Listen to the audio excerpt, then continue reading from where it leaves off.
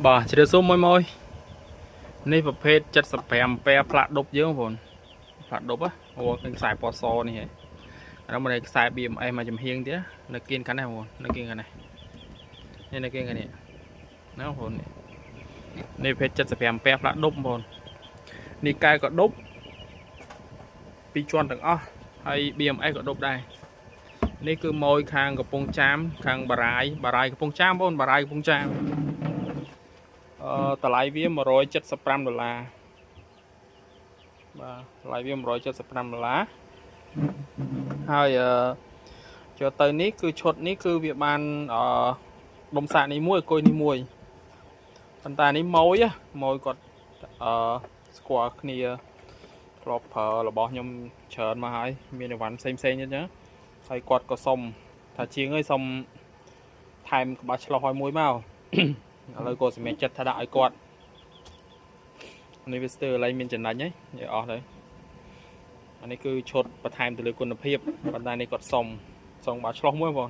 បាឆ្លោះមួយ$15នេះគាត់ថាបើជាងឯងយកអគុយទៅហើយដល់ពេលអត់មានក្បាលឆ្លោះខ្ញុំបានឆ្លោះឲ្យយប់ឡើងមើលកណ្ដៅមិនឃើញអញ្ចឹងគាត់ថែមឲ្យមួយទៅ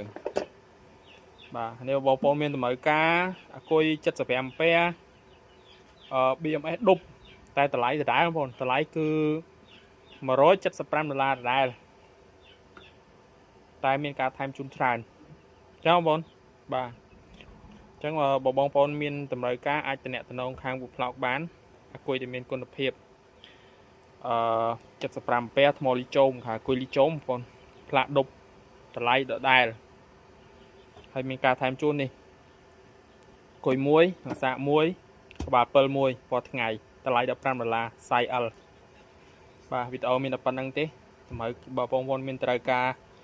ខាងអគុយលីជោមមានគុណភាពខ្ពស់នេះវល់វាបាន14.2 បង14.2ចូលពេញចូលពេញ14.2បាទយើងឌីឆាចក៏បានខ្ពស់ដែរអរគុណច្រើនវីដេអូមានតែប៉ុណ្្នឹងឯងអាចតាក់ទងតាមលេខទូរស័ព្ទ07495 នេះជាការប្រម៉ូសិនពិសេសមាន10គ្រាប់ទេណាបងប្អូនបញ្ជាក់ឲ្យមានតែ10គ្រាប់ទេមានតែ10គ្រាប់ទេការថែមជូនបែបនេះ